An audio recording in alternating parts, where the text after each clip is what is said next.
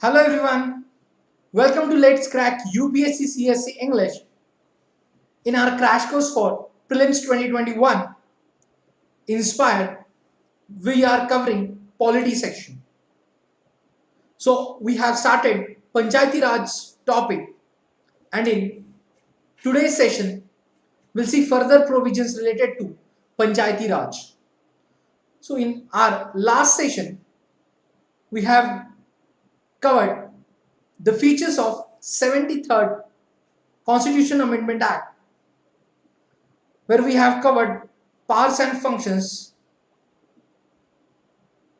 finance commission, finances for panchayats, audit of accounts, application to union territories, exempted states and areas, then continuation of existing laws and panchayats. Then we have read the feature of, or we have covered bar to interference by courts in election matters. Then we have covered 11th schedule. It's matters covered in election correction. The matters covered in 11th schedule. And then we have started compulsory and voluntary provisions, where we have covered compulsory provisions. So in today's session, we'll recap those compulsory provisions and we will cover voluntary provisions in today's session. Preparation for civil services, they can subscription, where you will get all features of courses.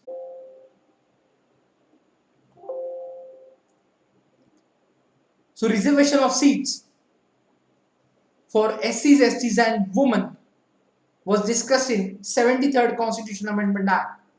Then fixing tenure of 5 years for panchayats at all levels,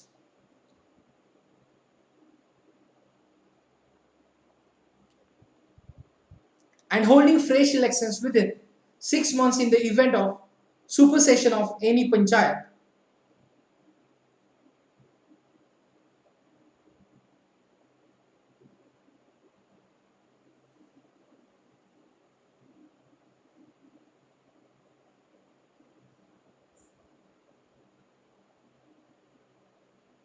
Then establishment of a state election commission for conducting elections to the panchayats, and constitution of a state finance commission after every 5 years to review the financial position of the panchayats. So friends, just have a recap. There was technical error. So just I will repeat.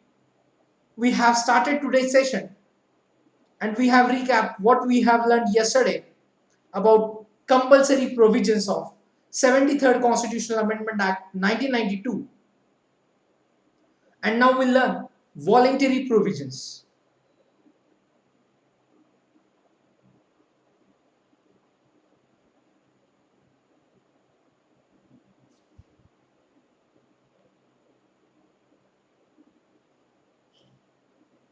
So compulsory provisions like organization of Gram Sabha in the village or group of villages,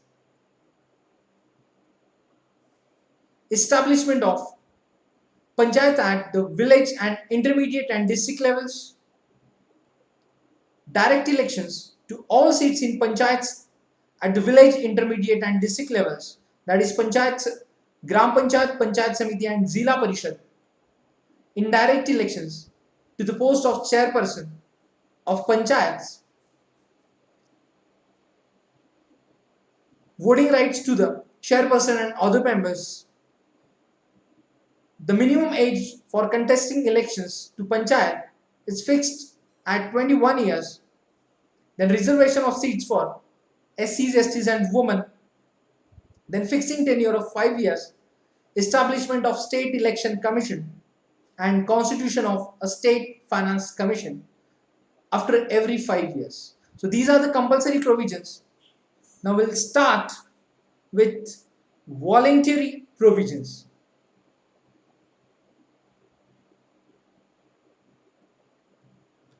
So, endowing the Gram Sabha with powers and functions at the village level, determining the manner of election of the chairperson of the village panchayat,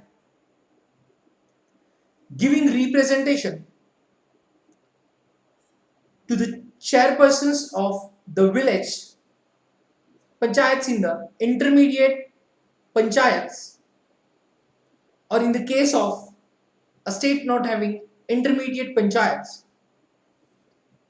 in the district panchayats. Yes, giving representation to the chairperson of the village panchayats in the intermediate panchayats, and in the case of a state not having intermediate panchayats, then in this district panchayats.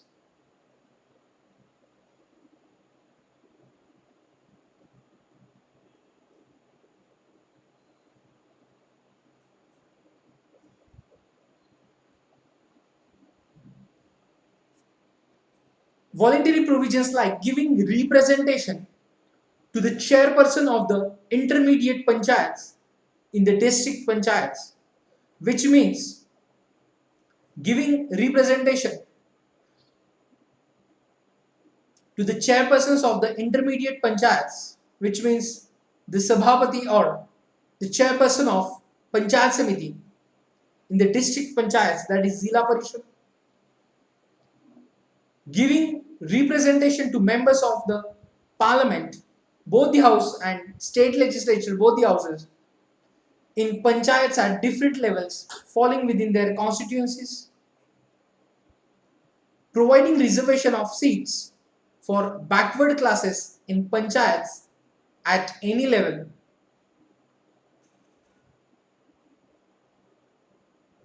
then granting powers and authority to the panchayats to enable them to function as institutions of self-government.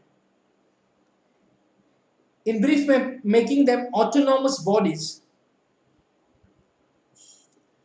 and devolution of powers and responsibilities upon panchayats to prepare plans for economic development and social justice, and to perform some or all of the 29 functions listed in the 11th schedule of the Constitution.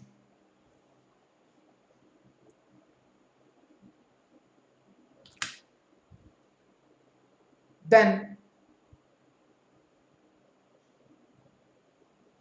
granting financial powers to the panchayats, that is authorizing them to levy, collect and appropriate taxes, duties, tolls and fees, assigning to panchayats the taxes, duties, tolls, fees levied and collected by the state government. Yes, excuse me.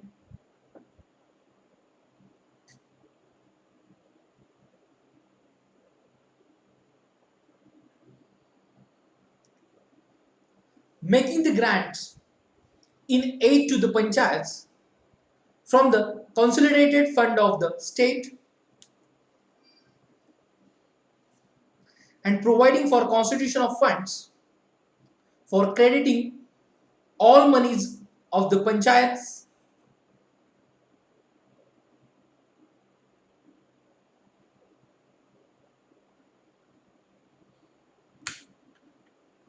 yes, these are the voluntary provisions. So we have covered compulsory and voluntary provisions of the 73rd Constitutional Amendment Act 1992, the part 9th of the Constitution.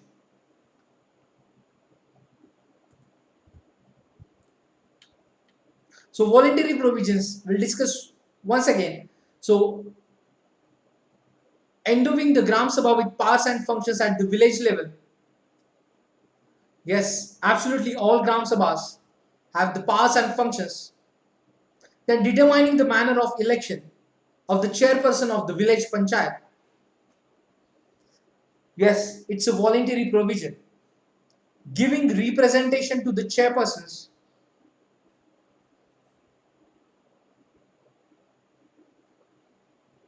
of the village panchayats in the intermediate panchayats, that is Panchayat Samiti, or in case of a state not having intermediate panchayat, in the district panchayat, which means the representation to the chairperson of the village panchayats, so he can represent or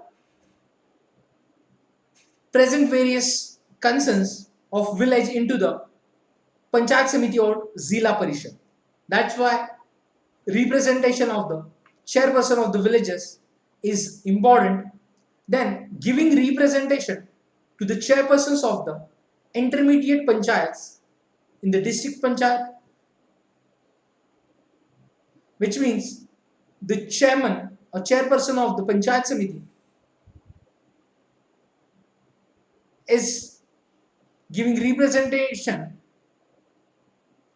or the chairperson of Panchayat Samiti will represent his intermediate panchayat into district panchayat, that is Zila Parishad, giving representation to the members of parliament and the state legislature in the panchayats at different level falling within their constituencies. Yes, member of parliament and member of legislative assemblies also take part in the working of panchayats like Gram Panchayat, Panchayat Samiti and Zila Parishad. Then voluntary provisions providing reservation of seats for both members and chairperson for BCs, backward classes, in Gram Panchayat, Panchayat Samiti and Zila Parishad level. Then granting financial powers to the panchayat so they can take decision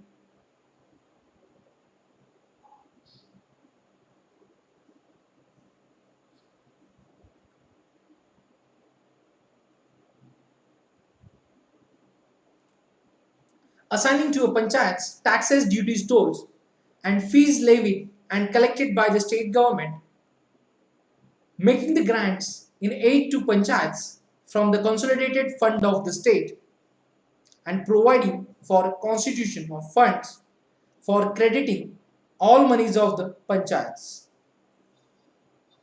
So these are the voluntary provisions of 73rd Constitutional Amendment Act. Now we'll see PESA Act of 1996.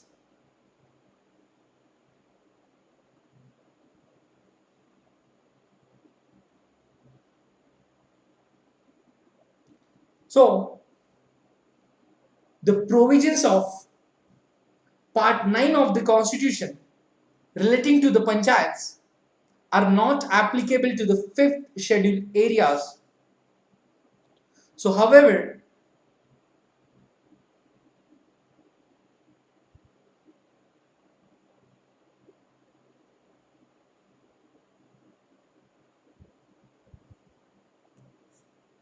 the Parliament may extend these provisions to such areas and subject to such exceptions and modification as it may specify.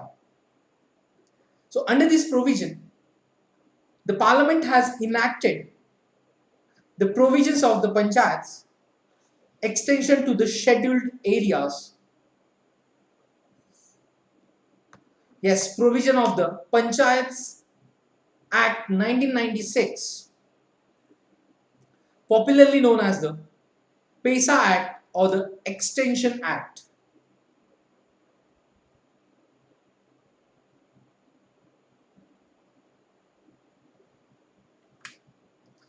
So currently, like till 2019, 10 states have 5th scheduled areas. These states are Andhra Pradesh, Telangana, Chhattisgarh, Gujarat, Himachal Pradesh, Jharkhand, Madhya Pradesh, Maharashtra, Odisha and Rajasthan.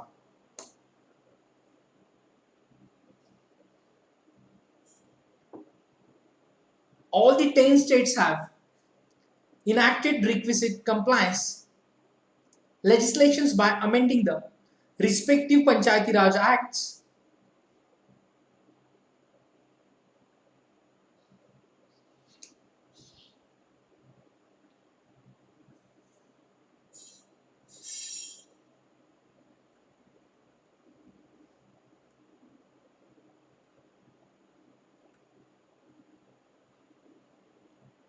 So the Andhra Pradesh, Telangana, Chhattisgarh, Gujarat, Himachal Pradesh, Jharkhand, Madhya Pradesh, Maharashtra, Odisha and Rajasthan have fifth scheduled areas. So all the 10 states have enacted requisite compliance legislations by amending the respective Panchayati Raj Acts. Now we'll see objectives of the PESA Act.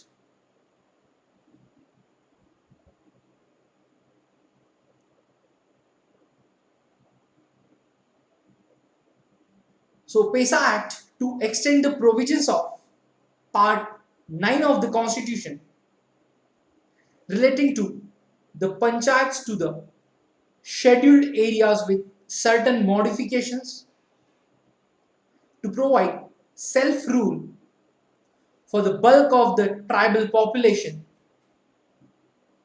The Act is providing, or the objective of the Act to provide self-rule to the bulk of the tribal population so they can decide their way of the development. So it will definitely help for the inclusive growth of that area. Then objective is to have village governance with participatory democracy and to make the Gram Sabha a nucleus of all activities.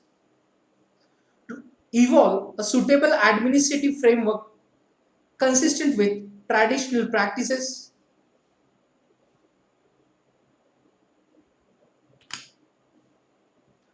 to safeguard and to preserve the traditions and customs of tribal communities, to empower panchayats at the appropriate levels with specific powers conducive to tribal requirements, to prevent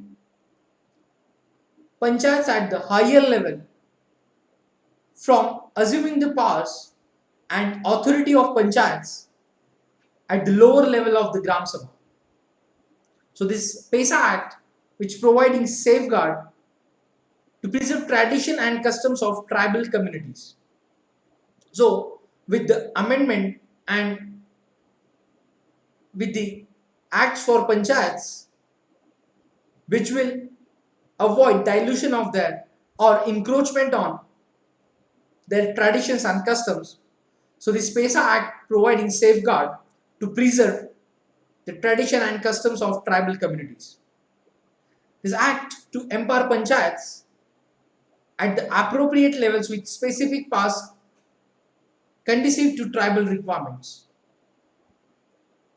Yes, for example, in scheduled areas, this PESA Act empowers panchayats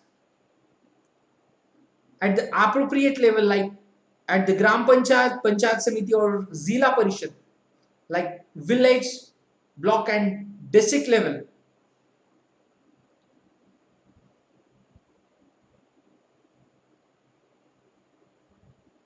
With specific powers conducive to tribal requirements. For example, tribal communities are looking for any specific demand, then that demand should be fulfilled by the authorities under this act. To prevent panchayats at the higher level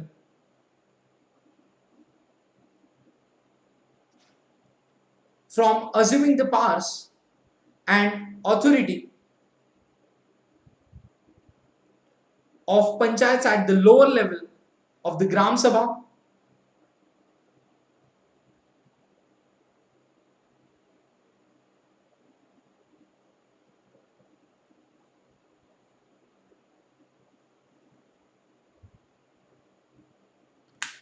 Then features of the act.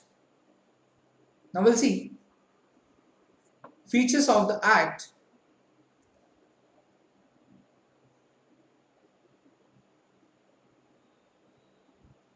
So the PESA Act has various features like a state legislation or the panchayats in the scheduled areas shall be in consonance with the customary law, social and religious practices, and traditional management practices of community resources.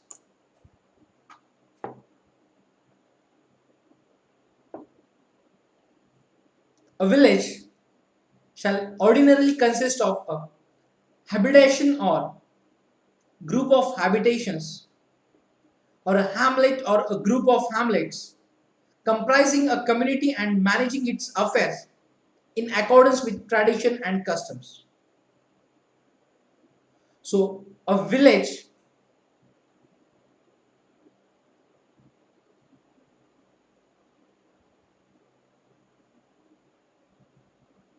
which included the population of that village like tribal groups. So, this act is providing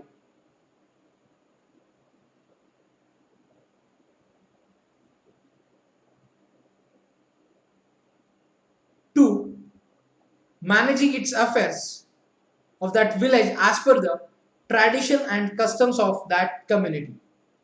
So every village shall have Gram Sabha consisting of persons whose names are included in the electoral rolls for Panchayat at the village level. So under this act, like every village shall have a Gram Sabha, with Gram Sabha consisting of persons whose names are included in the electoral rolls, which means those people in that village are performing their right of vote, which means their names included in the voter list.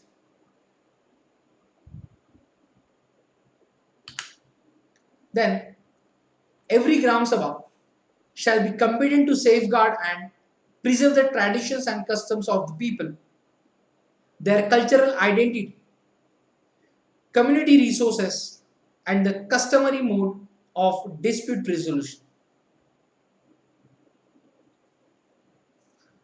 Every Gram Sabha shall be competent to safeguard and preserve the traditions and customs of the people, their cultural identity, community resources, and the customary mode of dispute resolution. Every Gram Sabha shall approve of the plans, programs, and projects for social economic development before they are taken up implementation by the panchayat at the village level.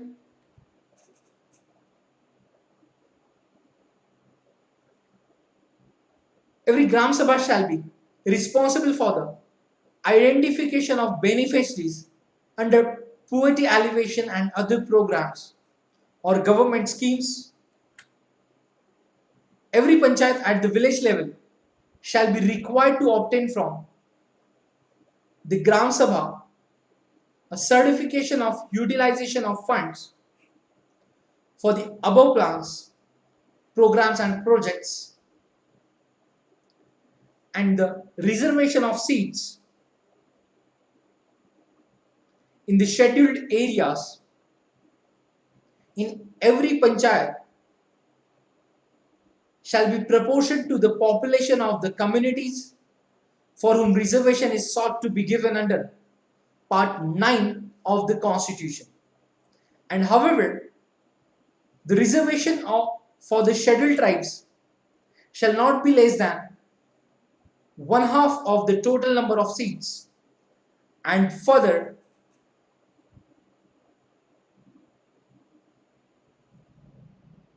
all seats of chairpersons of panchayat at all levels shall be reserved for the scheduled tribes.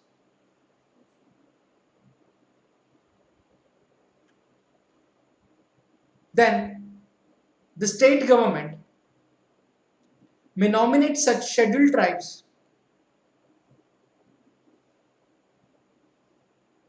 which have no representation in the panchayat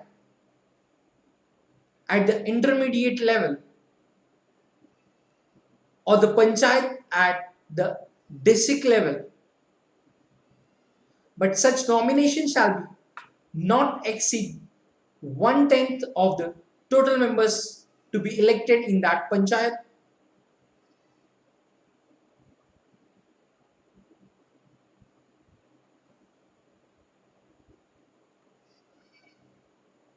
Then the Gram Sabha or the Panchayats at the appropriate levels shall be consulted before making the acquisition of land in the scheduled areas for development projects and before resettling or rehabilitating persons affected by such projects in the scheduled areas.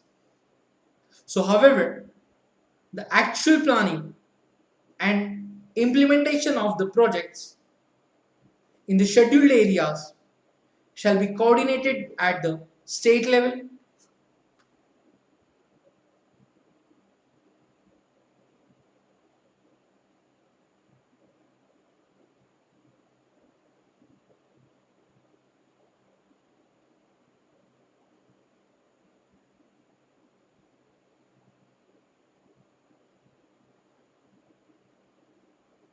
Yes, Ramkumar, in our session, we are studying about Panchayati Raj system. So we are continuing the provisions related to Panchayati Raj system. In today we have started with compulsory and voluntary provisions of 73rd Constitution Amendment Act. And after that we have started PESA Act and its features and objective of the PESA Act. Now, next objective is planning and management of minor water bodies in the scheduled areas shall be entrusted to panchayats at the appropriate level. The recommendations of the Gram Sabha or the panchayats at the appropriate level shall be mandatory for grant of protecting license or mining lease for minor minerals in the scheduled areas. The prior recommendation of the Gram Sabha or the panchayats at the appropriate level shall be mandatory for grant of concession for the exploitation of minor minerals by auction. So while endowing panchayats in the scheduled areas with such a powers and authority as may be necessary to enable them to function as institutions of self-government, a state legislature shall ensure that the panchayats at the appropriate level and the Gram Sabha are endowed specifically with the power to enforce prohibition or to regulate or restrict and consumption of any intoxicant,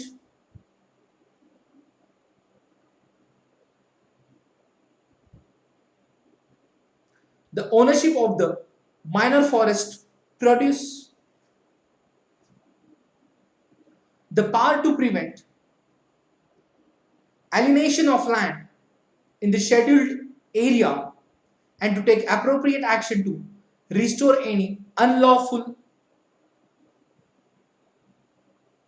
alienated land of scheduled tribe.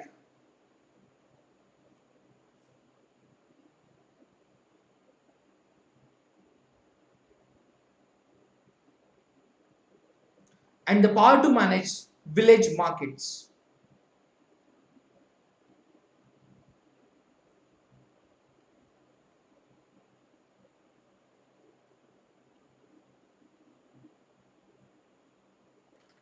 Then the power to exercise control over money lending to scheduled tribes, the power to exercise control over institutions and functionary all social sectors, the power to control local plans and resources for such a plans, including tribal sub-plans.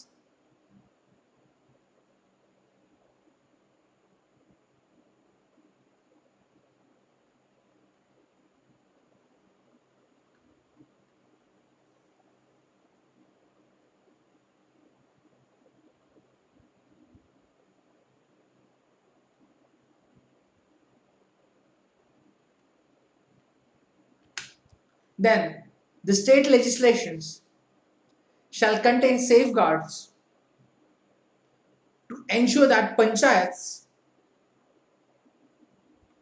at the higher level do not assume the powers and authority of any panchayat at the lower level or of the Gram Sabha, and the state legislature shall endeavor to follow the pattern of the sixth schedule to the constitution while designing the administrative arrangements in the panchayats at district levels in the scheduled areas.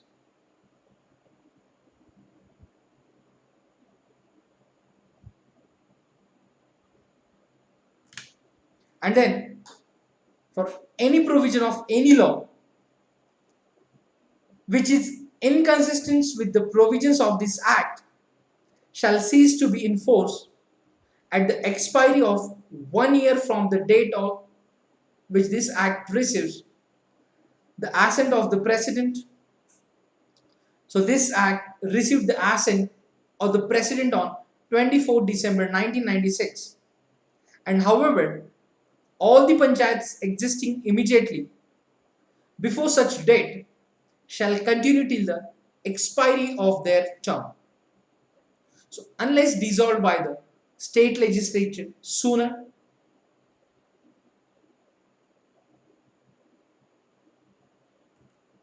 Yes. So these are the features of the act. So we have covered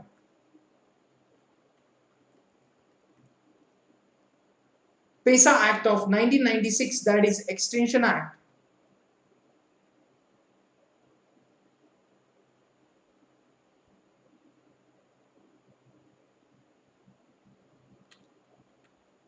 So the 10 states have fifth scheduled areas. Then we have covered objectives of the act, then features of the act,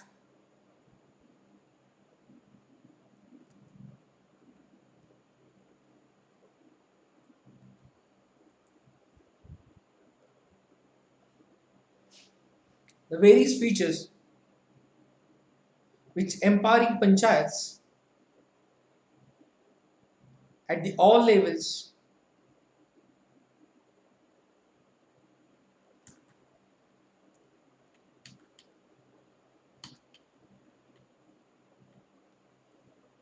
So friends, that's it for today's session. Now in next session of our crash course Inspire, we'll continue with the remaining provisions of Panchayati Raj system. We'll discuss Panchayati Raj system in next session as well. Till the time, keep studying, keep revising. Do not forget to like, share, subscribe Unacademy videos, and take care of yourself in this pandemic situation. Stay home, stay safe. Take care. Thank you.